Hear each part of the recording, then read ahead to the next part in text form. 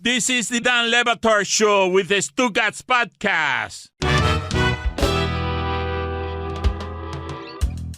I was really hoping that on the retirement of Serena Williams, who you can give GOAT status to, even as we agreed yesterday, that there are too many GOATs out there and you're giving it away too freely and we've got to knock it off. You're allowing this one? Well, we can describe her as GOAT without dilution or reservation. I was hoping that we'd start here with Ron McGill asking questions about ridiculousness. About actual goats. About actual goats, correct. But because I wanted to talk about Serena Williams and because Howard Bryant knows tennis, I can say this more than anybody I know, Howard Bryant knows tennis.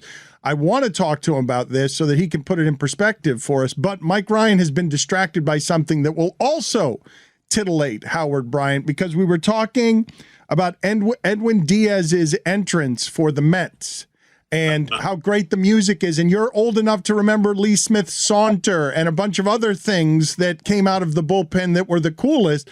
But Mike Ryan has back there, he just happened upon something, the Vince Scully call of the Kirk Gibson home run. So I started looking up Dennis Eckersley entrance theme, and he came out to George Thorogood's Bad to the Bone. And I remember that I actually recently watched a Dennis Eckersley game because of the passing of Vin Scully.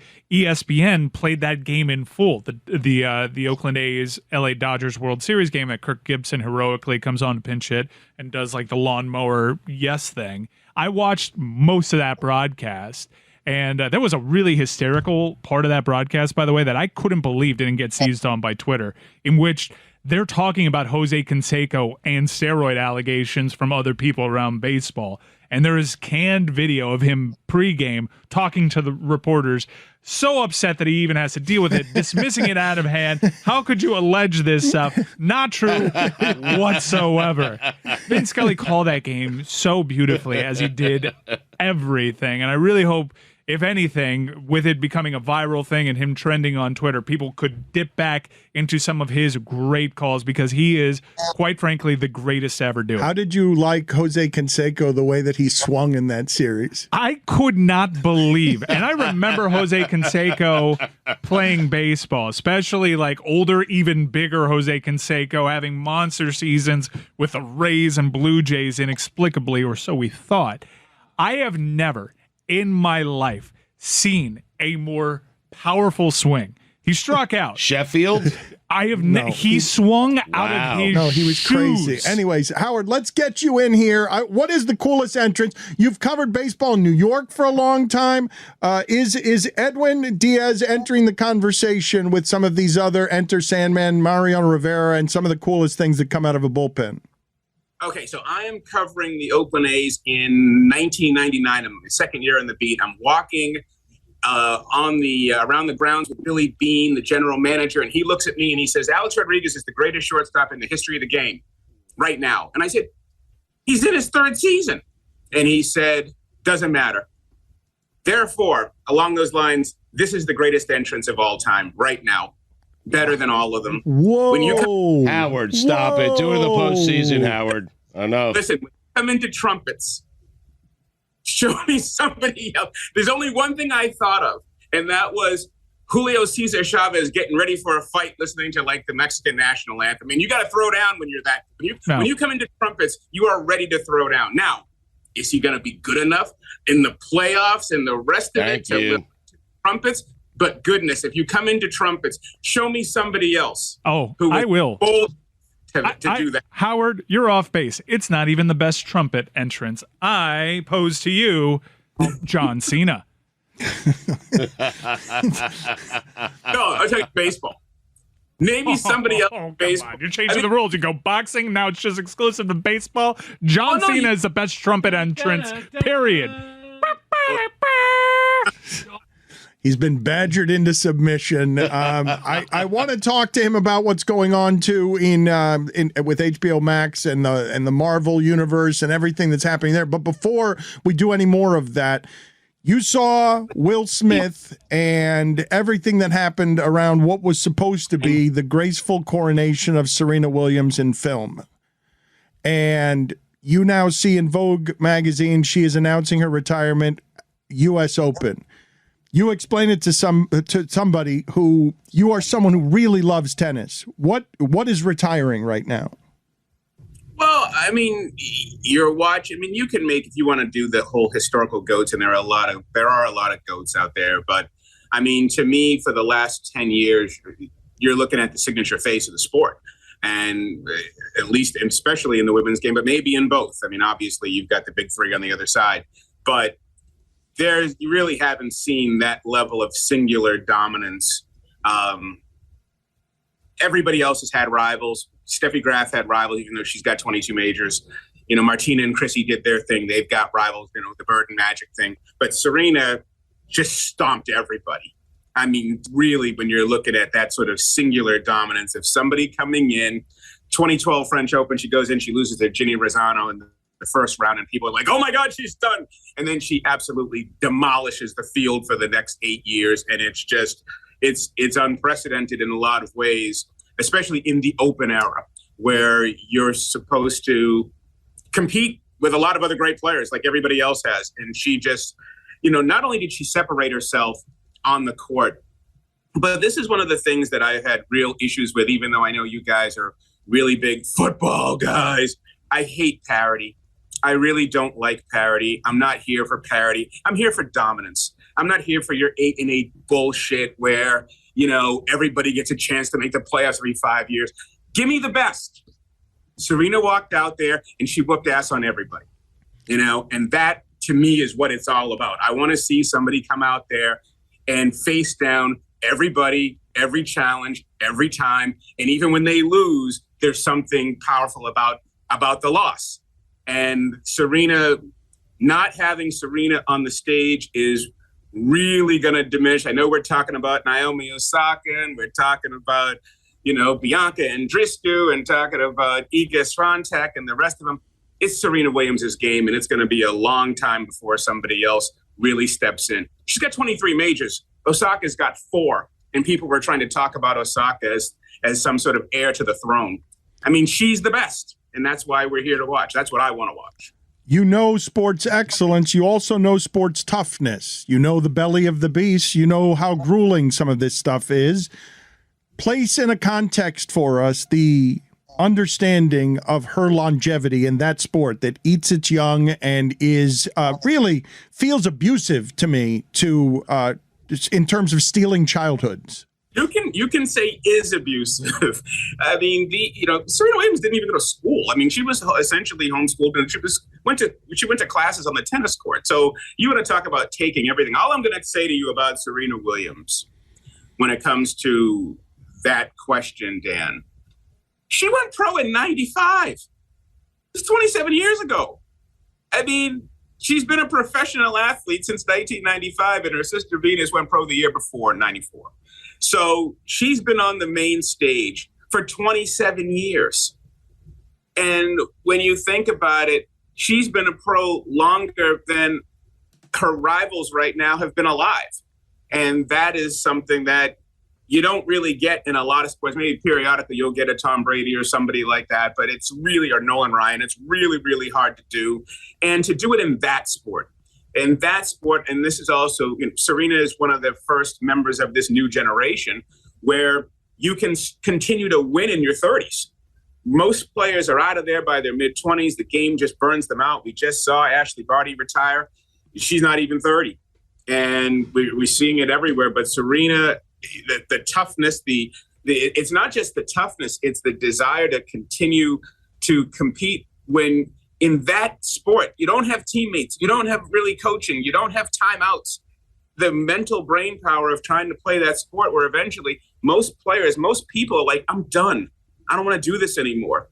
And for her to compete, in her retirement piece in the Vogue story, she talked about how she tried to turn all the negativity into a positive, where she could hear somebody in the crowd saying something, some nobody in the crowd, and that would like fuel her to try to like do better or to dominate and crush her opponents or whatever. But that level of competitiveness, it's going to be really interesting to see how she transitions, because most players who have that, the Jeters, the Jordans, the Larry Birds, they don't transition very well because nothing can replace that. Nothing else out there can duplicate what she's about to leave. So interested in seeing what she does next. Howard, Mike and I love tennis as well, and I understand what you're saying. I love dominance. Mike and I really do love tennis. We love the sport. We love the history of the sport, and I get what you're saying about having a dominant player in that sport, but there's always someone next. Like we said the same thing when Martina left and then Serena and Venus came along. We said the same thing about when Sampras left and then Federer came and then Federer kind of faded out and it was Novak Djokovic. Jack left, Tiger replaced him. Like there's always going to be someone next, right? Yeah, there's always going to be someone next. However, I will make an argument here, and I'm interested in your thoughts on this. It is harder to be a great player than ever today. Harder than ever. And the reason is because of you. The reason is because of us. The reason it's your fault. The reason is because today you get the attention of a champion. You get the money of a champion. You get the visibility and the endorsements of a champion without having to be a champion. You can make a ton of money in sports today and not win anything. You're right. You can walk out of there. Osaka's making $50 million a year. She's got 4 majors. Back then, those guys had to win to earn. You don't have to win to earn today. So I'm really looking forward. Obviously, yes, there are going to be tons of great players coming. There's always somebody next. When you think you're never going to see this again, somebody comes because that's what happens.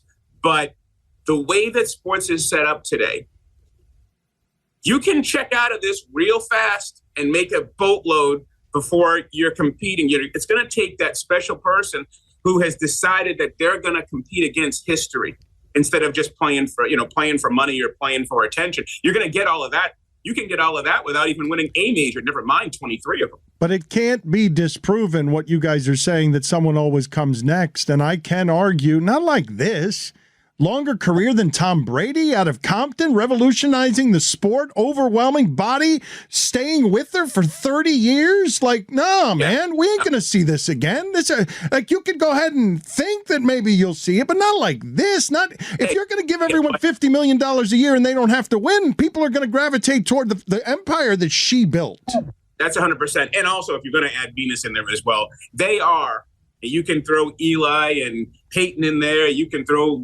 if you want to throw Randy Moffat and Billie Jean King in there, be my guest. You can throw the Boone family, whoever you want. Where Venus and Serena are the greatest pair of siblings in the history of North American sports.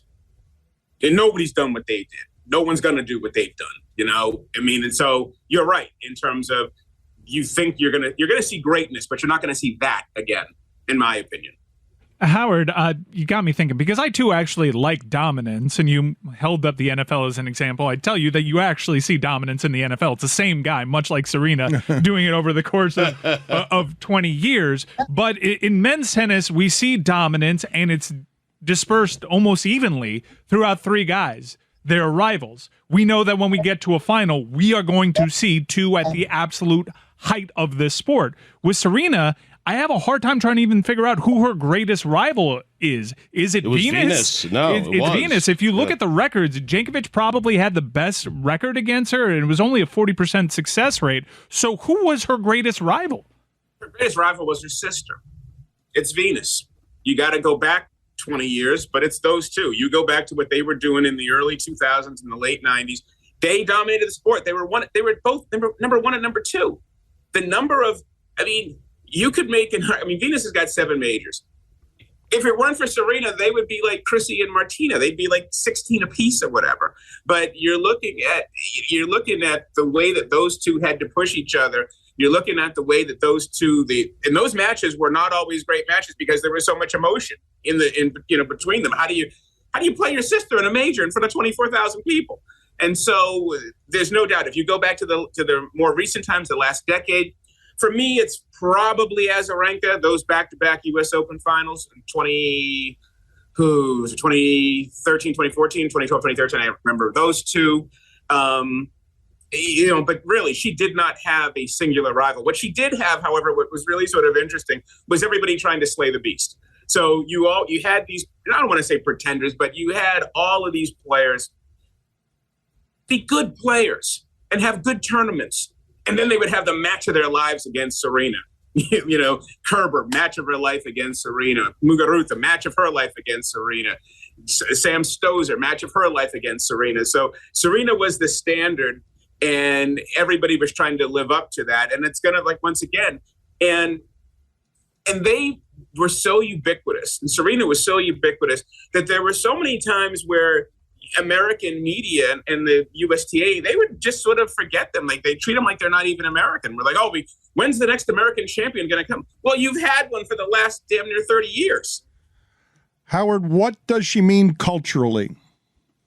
Well, and then there's that. Then there's the other piece of it, which is, of course, the cultural piece, during the Me Too era, during the era of equal pay, what Serena has meant, obviously, to Black women in the sport, women of color in the sport, fans in particular, who felt, you want to talk about a beehive. Okay, Beyonce's got her group, but my goodness, criticize Serena on Twitter and Lord pray for what happens to you next.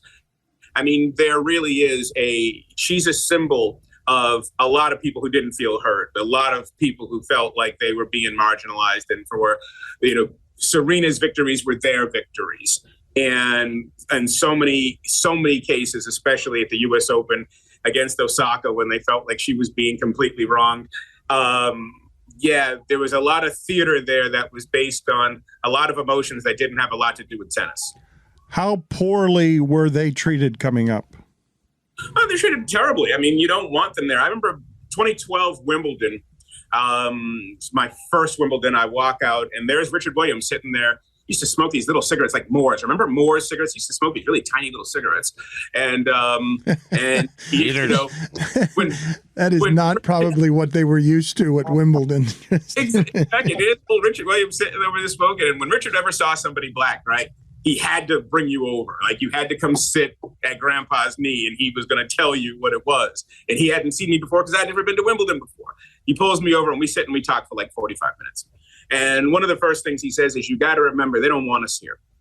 They've never wanted us here. And I told my girls, there's only one way for them to respect you, and that's win. If you win, they have to listen to you, and they can't get rid of you. And when you walk around the grounds at Wimbledon, you go through the stairwells, you go through the hallways, there's nothing but pictures of Venus and Serena because they won so many. She's got 5, Serena's got 8 of them. And so when you're looking at this from a motivational standpoint, from a historical standpoint, and just an emotional standpoint, they knew they were in hostile territory from day one, and they knew that the only way that they were going to navigate this hostile territory was to beat everybody's ass. And that's pretty much what they did. Howard, I'm not sure how much of the Vogue article you've actually had the chance to read, but I did find interesting that she really doesn't seem like she wants to retire. She thinks that she could be Tom Brady, which she actually does mention Tom Brady in the piece. She says, maybe I'd be more of a Tom Brady if I had that opportunity not being that she started a family and that she had a child and that it affected her performance, and her daughter wants a sister and wants to carry on. She could potentially be an even greater figure. And later on in the piece, she also talks about she's really struggled with it. She doesn't even want to use the word retire. Do you think that she's actually fully retiring from the game? No, that was the other thing about this story. Like, when you read the headlines, it says Serena Williams suggests retirement. She's not completely gone yet, right? She's one of them. She don't know how to let it go. This is what she knows. And like, people are like, oh, I understand the reflex of not wanting to watch your heroes get crushed, to not watch her get demolished, because that's eventually what's going to happen, because that's what happens to all of them. You can't play forever. But she's not ready to say goodbye. She doesn't want to quit. They don't know how to quit. This is what they've done. And you've done something like this since you were 12 years old or 6 years old, since you were playing. I mean, why would you let it go that easily, especially when you're her? I've always asked the question, how long do you play? Like, what, especially in an individual sport, are you comfortable? Now, Venus can do it, but are you comfortable going out there and getting knocked out in the second and third round? Serena's not doing that. I mean, there's only 3 ways to retire. The game retires you because you can't play anymore. Your body retires you because your body won't let you do it anymore, or you go out on top. And very few people walk in door number 3. I actually appreciate that she doesn't want to go out like like Venus is. It's a little different because Venus wasn't as dominant because of Serena, but to see what happened to Venus last night, I can't really imagine that happening to Serena. It's also kind of interesting for being such great rivals in their history. They face each other like 31 times, and they've had maybe 3 good matches. All terrible. They're all terrible. They don't really seem to enjoy playing each other, and we don't have those memorable matches between the two of them. They enjoy playing each other. I mean, it seems like one always checks out when the other person is very clearly got the good form going. There's always conspiracy theories about why those matches aren't really that good. How insulting is that to say that one of them was tanking matches, one of the greatest competitors of all time? Do you really think she's just giving voice to long-standing? There should not be. It is a little curious, Howard, that they only have had. It doesn't seem like you're lending your voice. I'm lending my voice to the conspiracy theories. It's flatly weird that arguably the two greatest tennis players of the modern era, never really had good matches, despite playing each other plenty of times. Name me a comparable experience where you're going up against a family member, and not only you're going up against a family member, but you guys are going to be partners in the doubles after the match. But Howard, she's already gone through some of this. Like, she lost first round of Wimbledon. She lost early, I think. I'm sorry about that. She lost early in a French Open recently. Like, she's gone through some of what Venus is going through right now. Like, she's done that. When you get whooped by Harmony 10, it's time to go. Howard, I want to switch Put that gears. on the poll. I want to switch gears. I know you're obviously a big comic book guy. You're geared more towards Marvel, but there's some interesting things happening in the DC universe, and you and I are pretty aligned on how we feel about the mess that the DC universe has become, but it's even getting more messy now with Discovery entering the fray. They have already canceled one film in Batgirl, saving the company $90 million by just not releasing it. Because if they release it on HBO Max, that even though Warner Brothers owns it, they have to pay licensing fees, so they shelve it. So there's already one movie that Michael Keaton is playing Batman in that won't see the light of day. And all throughout these last few months, even prior to the merger, was the Flash movie that has been postponed while the star, Ezra Miller, has gone through it publicly. There are allegations that they are running a cult, that they have recently been arrested on felony burglary charges, all sorts of terrible stories surrounding them. So what do you make of Ezra Miller, and will we ever see Michael Keaton as Batman again? He was better in Birdman than Batman. I'll take Birdman. I have been trying, like most people, to make sense of this. And whenever I think of the DC universe, the only thing I can think of is, I just want to see all the checks. I mean, has there ever been another franchise launch that has just blown so much? I mean, the money is staggering here.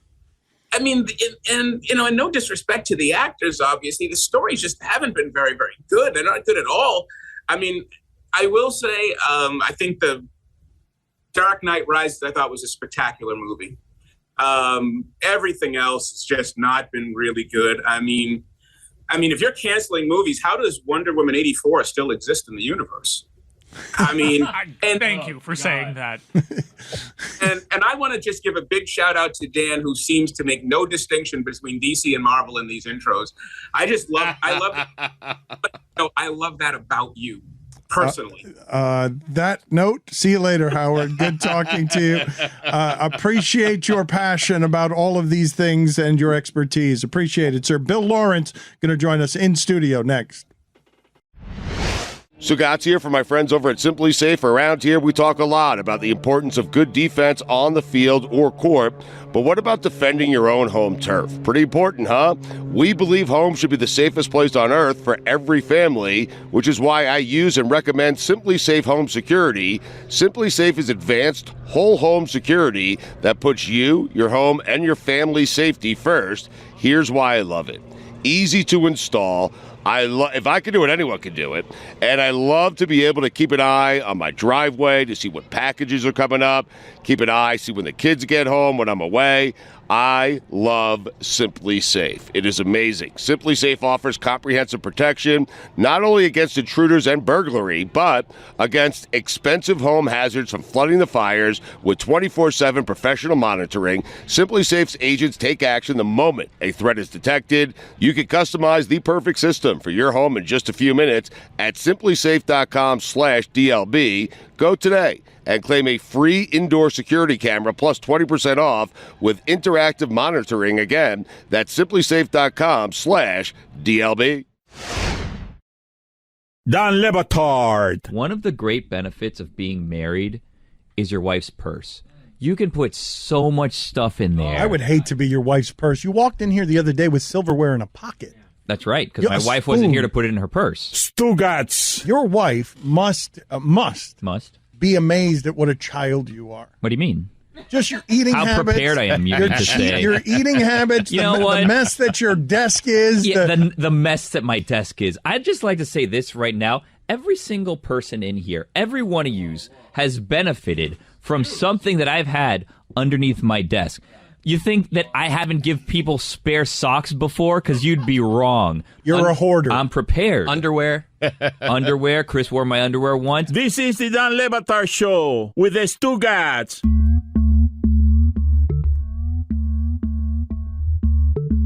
We're presented by DraftKings Sportsbook, an official sports betting partner of the NFL. Download the DraftKings Sportsbook app today and use code Dan for a special offer when you sign up. That's code Dan, only at DraftKings Sportsbook. Our friend Bill Lawrence is in studio. He's in Miami here for a couple of months. He's wearing it. He's wearing a little bit of Miami. About a month too long in Miami. You've spent gets on you. Yes. What has your experience been? Just tasting this city, this weird city. Well, in a normal city, like one day in Vegas is 100 days in other cities, but it's maybe Miami to Vegas is like 2 to 1 only. So it's rough, man. So you've done 2 months of Vegas. Yeah, you never. It comes from all sides. You know, it could be midday. You'd be talking to someone that looks like a housewife or a mom, and she's like 2:00. Maybe we should go get about 9 drinks. It's got that vibe. Do you have a lot of armed people in and around wherever it is that you're staying? Where I live in over in South Beach in a condominium that you can tell. I think you can tell when the Russian oligarchs are there because suddenly there's armed security guards. Yeah, you could tell when they flood in to the and what have you noticed? What about your living arrangement? What have you ever tried this much Miami before? No, I have not, man. And all my roots and my Florida roots are in Central Florida. You know, some over in Orlando and Winter Park. My parents went to college at Rollins, and then the rest of my family lives over in DeLand where Stetson is. You know. So Miami has only been a cup of coffee for me, and getting a firsthand view of it is like nowhere. I think you got to see it once. I don't know if you have to see it twice. You're ready to leave, aren't you? You're ready to get the hell out of here, aren't you? He's been ready for a month, yes. It's the same as you. You were afraid of South Beach because you were going to leave addicted to cigarettes, and shit if that didn't happen. Yeah, exactly. They got you, yeah. Bad things happen here. Exactly. I should tell people, you could have chosen any project in the world after making Ted Lasso, and you came to Florida and did the Carl Hiaasen novel and are almost done, I would assume. Yeah, we're almost for the last couple of weeks right now. How do you feel about the project? It's cool. You know, it's awesome experience. I love Carl. I loved actually shooting Florida for Florida. I wouldn't necessarily try it again, but what a cool experience. Just there's no other state that looks like this. You can't fake it anywhere. Combination of Everglades is a half an hour away. South Beach is here, going out to the Keys. It's been pretty insane, you know, as far as environmentally and the way it looks and stuff. But have you ever had a budget like this to play with after that success? Apple Television. We were just talking before you came in here about how discerning Apple is with its choices and how they've set themselves up to be a different kind of streaming model that's going to do it differently than Netflix is doing it. Yeah, you know, it's interesting because everything in entertainment it lines up with what you guys are doing. It's a reaction, and Netflix. I'll end my career on Netflix yet again. That's all I do in this show is prevent myself from ever working on Netflix. They stopped kind of curating their brand a little bit, so it just seems there's good stuff on there, but it seems like, hey, are you interested in everything? And you know, Apple is really kind of curates it like, hey, this is our brand. These are the type of shows we do, and if you like one of them, you'll probably like most of them. I think that kind of lines up with the stuff that you guys are doing too. It's very easy to throw 9,000 things at a wall, but when I see the ancillary stuff you guys are doing, it all seems on brand, and I think Apple's doing that too. Have you enjoyed it? Because I would feel a great burden of pressure. You're a creator who's created for a long time confidently, and you're a bit of a prodigy. But I would feel having to make the next thing after Ted Lasso, that would feel like pressure to me. No, but only because I've been around long enough for the inevitable ups and downs. You know what I mean? Which is TV by nature is cyclical. I was hot and then cold and then hot and then cold, and I'm hot and I'll be cold again very soon. Eventually someone will say, hey, is Ted Lasso just Scrubs with different characters? And is he doing the same? But you have expectations now. Like, people are expecting stuff from you. Oh, but right? he's got the right attitude. If you're making the shit you're making without pressure, God bless, you've arrived at a blissful place. Like, you still work for a corporation, right? Or you still have their people to answer to, but God almighty, this has to be the most creative liberation you've ever felt. Yeah, without a doubt. Look, it's one of the reasons I dig on this show is it feels like people doing what they want to do, and I have the luxury right now of getting to do what I want to do, and it'll either work or it won't. But I've always just said, we used to joke around, and I wanted to call it Noble Failure Productions, because if you can show this stuff to your friends and family without being mortified, you can't really ask for anything. You can't control anything else, where people are going to care or not. But I think the show's good. I think, and I've been a fan of Carl's for so long, and I know he's a fan of this show too, that just getting a chance to do that was really cool for me. It's like, oh, you read these books growing up, and now you get to turn one into a TV show. That was pretty badass. I want to treat TV the way we treat sports, where you've had a hit show, but do it again, Lawrence. Okay? Yeah. You got to do it again. Do it again. Show up. Do you have any idea? Because I'd be interested in talking about the business with you. I find that you guys have such unique viewpoints as creators trying to make their way through the corporate labyrinth. Do you have any idea what you've done for Apple with Ted Lasso? Because that was the first one that got everyone's attention, is it not? I do. And by the way, you're always nice to say me. I always have to take the time to go, Sudeikis crushed it. And, the other creators, Joe Kelly, Brendan Hunt. But yeah, we all read an article that said, and someone can research here, but they put an article out that said that Ted Lasso is the #1 show as far as causing new subscribers to get onto any of these sites. So it's kind of ended up being almost single-handedly responsible initially for the subscribers, a base of Apple, just growing in a giant way. What was your expectation at the start of that? It couldn't have been that. No. I was just hoping, like I do with every show, man, I just hope it doesn't make me look like an idiot.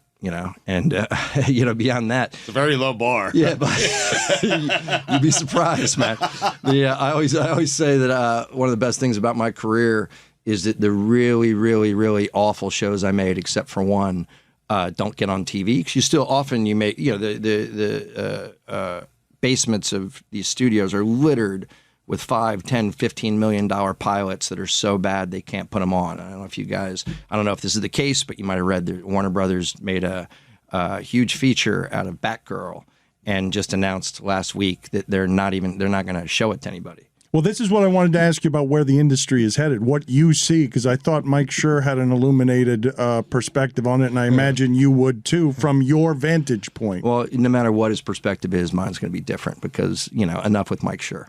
I mean, let's be honest. I like that. Fair enough. You know what? I don't need to mention it. Maybe it wasn't that illuminated. It was a take. It was a I think perspective. you can do better. I'm sure Mike's insight was amazing. You can do better. You can tell us what's happening in the. If you ask me a tough question, I'll call Mike up and ask what the answer is, just so I know. I want to keep this going so bad, man. Please do. Well, they hate each other. There, I said it. Okay, I want the audience to know. This guy, Lawrence, has been a nemesis of Mike Schur for many, many years. Everyone needs to know it because you've been the wonder kid. But regardless, you don't worry, right? You've arrived at a place in your career that HBO Max shutting it down doesn't affect you, but it affects the industry, it affects people you care about, and it affects content, because you can't take 70% of HBO Max and not gut the place. Right. Look, there's one of the realities of entertainment is if you create content, you're always going to find a way. Okay. What's tough, really, all you're really talking about is what the compensation system ends up being, because you guys know they even if they keep merging and all of entertainment becomes 3 or 4 companies, they're still all going to need content. The only thing people are going to get hammered on, I would imagine, is how little they get paid for doing stuff that they used to get paid, a lot for. But content is king. So it doesn't bump me too much, this kind of ongoing treadmill of all these guys kind of sucking up the other companies and controlling what they put out there. I also think that no matter what they do, if you find something that breaks through, leverage shifts. And it's going to continue to be that way, whether it's a podcast, a book, a movie, TV shows. The second that people are seeking that out, there's a leverage shift, and you just got to know how to use it. Stugotz, Bill has come in with one of his sons, and I would describe this young man as foul to his core as a sports fan, because it's about transactions and numbers. And the players are just commodities and assets, and they're just fantasy things to be traded and swapped. And I find him just generally offensive, even though I just met him.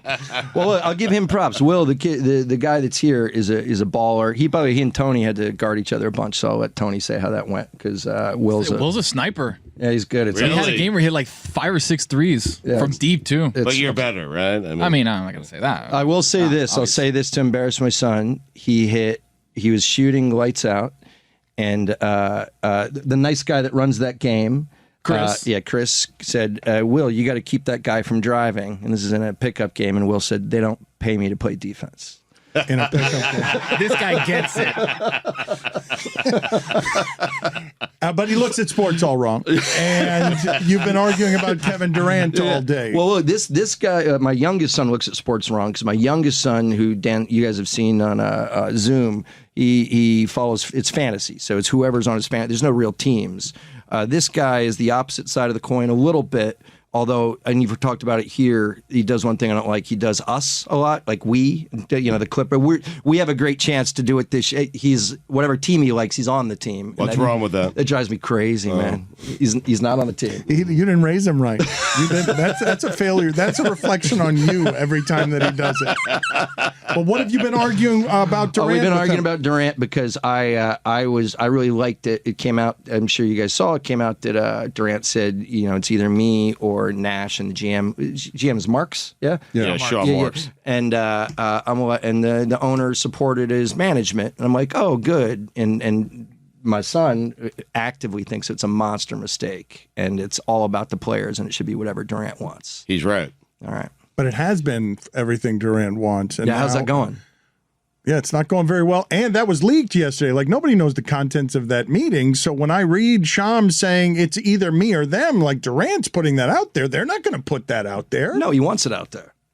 Yeah, he wants it out there. It's a good move to force exactly what happened, which is Josiah coming out, having to publicly back his head coach and GM, and now he can continue to force his way because he obviously wasn't happy with the time this was taking. It was an alpha move from Durant. It was also curious ESPN's lack of reporting on it because it wasn't broken by their reporter. All of it was really interesting. And the fact that there isn't a massive Nets fan base is the only reason why we're just now talking about it, because what Kevin Durant is doing is nuking that franchise. Yeah. It is all him. He is in the bed that he made. Well, it started with Kyrie, Mike. He's in the bed that he made. He signed a year ago today. He signed 4 years, $200 million a year ago today. Doesn't like the direction of the franchise. He was in on this. You made the franchise. He is the direction of the franchise. No, but I think what happened is he thought playing with Kyrie was a good idea and then realized along the way, hey, not such a good idea. He doesn't want these things the way I want these things. Has he? I think he still Kevin wants... Durant's been there and been healthy for the playoffs. Kyrie's missed them. It's everybody else's fault, but he doesn't understand that it all went the direction that he wanted. Kyrie's got a Kyrie. That's part of the evaluation. But you're the Nets, and you have Kevin Durant. Like, you're saying, but you're the you Nets. You get rid of the coach, you get rid of the GM. You've never had a player like Kevin Durant. You're saying, but you're the Nets. Don't you think with the shift to Brooklyn and the money they had, they were set up to succeed like no other franchise in a long time, 100%. and they just pooped the bed, man. Yeah. You're a Sixers fan, so I guess you like to see it, right? Yeah, I love to see it. I've been hassled before. I'm a lifelong Sixers fan. You're more of a tampering guy. What's that? Yeah. Oh, thank you. I don't believe that. That never happened. But if Durant wanted to go to the Sixers and said, get rid of Doc Rivers, would you be okay getting rid of Doc Rivers? Yeah, he's. Do I think Doc Rivers is a good X's and O's coach, or do I think Doc is a good player coach? I don't know. What if Durant says get rid of Morey? I mean, well, let's do it this way, Mike. You hate the Sixers. He represents their fan base. Yes. You think the Sixers are raging frauds. They don't have the history that the Miami Heat do. They barely have any. He's got to go back to Mo Cheeks and Daryl Dawkins. I'm old enough that I can go Mo Cheeks, Andrew Toney, Bobby Jones, Caldwell Jones, Daryl Dawkins. And it's amazing that you. Chocolate Thunder. I'm happy that you can remember a Philadelphia 76ers championship. It was that long ago. It did not happen. I don't know if LeBron was playing back then, but we didn't buy him for championships. We just did it. You bought Moses Malone. I don't know. I'm blocking that out. Wait, was he the one that said 4-4-4? Yes, that is the one. Moses. That's the last time Philadelphia won is 40 years ago. Yeah. I was born in 1985. Yeah. Never in my life have they've made it to one final. Iverson single-handedly took him to the final against the Lakers. They won the first game. He stepped over what's his face, the head coach. Yeah. And, that's kind of like a title, right?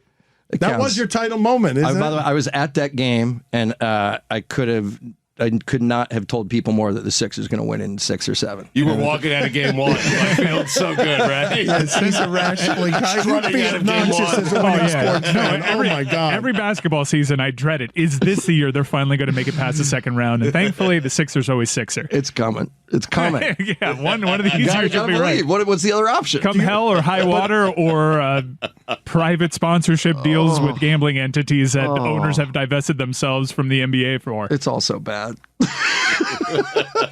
What I love so much is they were the ones that lodged a complaint on the Kyle Lowry stuff last year. I know.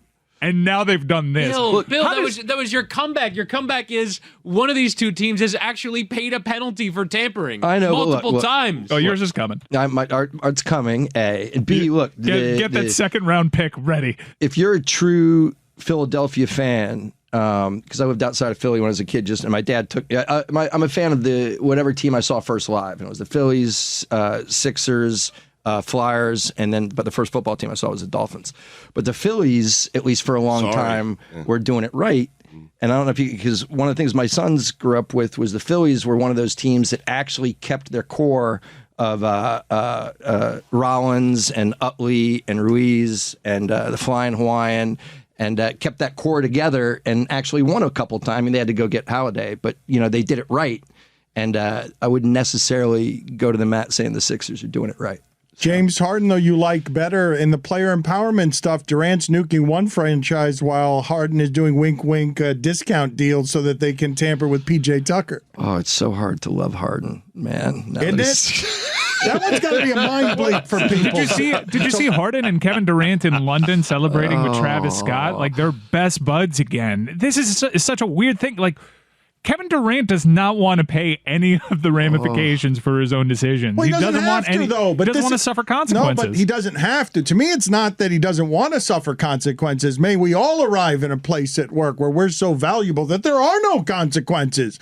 Like now, because he doesn't care about the tatters, he doesn't have to care about the image anymore. It's not about I'm going to sell sneakers like LeBron. I'm going to be second place throughout all of this, and I've sort of destroyed whatever it is that doing the right way is. And so now everyone still wants him, and he has still all the power after nuking them. He's nuked them. I could never. It is a level of shamelessness, and I'm actually jealous of how little Kevin Durant cares, because looking at this wreckage in your rearview mirror of what you've done to this Nets franchise, if I were in Durant's shoes, I would just keep my head down. I'd push through. I'd try to find a way. I'll make it work with Simmons. Like, I made my bed. I picked this GM, I picked He this doesn't coach, care, I picked Mike. these teammates. Yeah. I could never make a public mess of it. No consequences for Kevin Durant. In fact, his Q rating's probably gone up throughout all of this. There are consequences. He just doesn't care about those consequences. Like, he's never going to be looked back at as one of the all-time greats. He won't. That's not true. That's not true. No, That's not true. Dan, that's the truth. No one's going to sit here 15 years from now talking about top 5 NBA players of all time and include Kevin Durant in that conversation. okay, so Mike, sorry, it's not happening. I mean, You don't think they'll talk about him like they do Marino as a guy that was No. one of the best scorers of all time as opposed to one of the best pure passers of all time? and never I do won? think if you played out his career 100 times, this might be the worst version of it. Seriously, because agree. he is that Yes. good and That's never the won a title in disappointing Oklahoma thing. City, Yes. jumped on a bandwagon in Golden State, and has destroyed this. Like, this is about as poorly as it could have gone, given how absolutely incredible at basketball he I don't is. think anybody would call his career a disappointment, though. You Oh, would? I think it is. Oh, absolutely. I think it definitely because is a he's so disappointment. talented, Dan. You guys believe that a guy who's never existed before at that height, who is going to be remembered, no matter what you say now, as one of the best scorers anybody has ever seen, you believe that people going forward don't think he's every bit as great as he is? Like that if he won, how many championships do you have to have him winning before I don't. you Well, accept he's that -2 right now, so he's got about 8 to go before he catches I Jordan. don't. I don't. And the narrative on his time in Golden State You think just his flipped. career is a disappointment? Kevin do. Durant. Yes, A because little he's so bit. talented. I That's do. why. He won I 2 mean, titles. And with one Steph Curry Finals MVP run recently, I think the narrative on his time in Golden State has flipped a little bit. In my opinion, Kevin Durant is the second best player to come into the league since the time of Jordan. I think he's better than Shaq. I think he's better than Kobe. I think he's better than all of those guys. He just so happens to play in LeBron James's era, and he's made poor decision after poor decision that has hurt his own legacy. And the Brooklyn thing is chief among them. I don't know how you are one of the best historic ever and a disappointment. You've placed the expectations for me in a Because place you've made that's- lousy decisions. I got a good bet. My bet would be, because the thing that's been freaking me out about sports is how quickly the narrative shifts.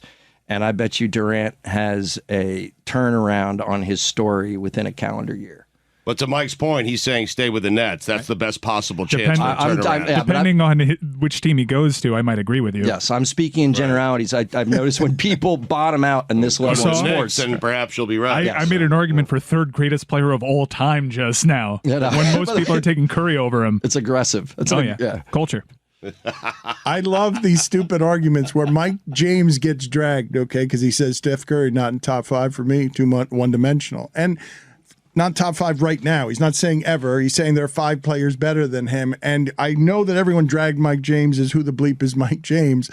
But I thought to myself, yeah, I mean, he did change the entire sport, but those other 5 guys, they're really great too. And if the line here on whether you're historically great or not is Stugotz's top 5, will I place you in my top 5? 15 years from now. Okay. That's a huge metric. Yeah. It's a hard one. You will be able to forever say Kevin Durant's not in my top 5, but I don't think I'll be able to say it. No, you'll be able to say it, Dan. It'll be you and I on rocking chairs out on a patio doing, we're not doing a show live, but we're still doing a show because we're always doing show. We'll talk top 5 NBA players. You'll realize then Kevin Durant is not one of them. All right, let's close out the segment here with top 5 Little lemonade. ways to measure things. Top 5. Number 5, walker, Mike Eddie. Ryan. This is the top 5 ways to rank things. Number 5 is GOAT status. Excellent. Is something the GOAT or not? That is number 5. Number 4 on this list, the totem pole. The bottom is the best, right? We don't know. we Which actually one is did. it? Well, The bottom is the top. I think the bottom is the top. it was co-opted, and now that top of the totem pole is the most important. But if you actually do the research, bottom of the totem pole is the most crucial to the actual totem pole. Did you know that, Bill Lawrence? Did you want to be on top of the totem pole or at the bottom of the I want to pole? be on the top of the totem pole. You want to be on the bottom. You want to be on the bottom. That's not true, but go ahead. Number Everybody wants to be 3. in the middle.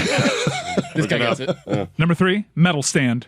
Excellent. Bronze, silver, and gold. Number 2, Mount Rushmore. Excellent.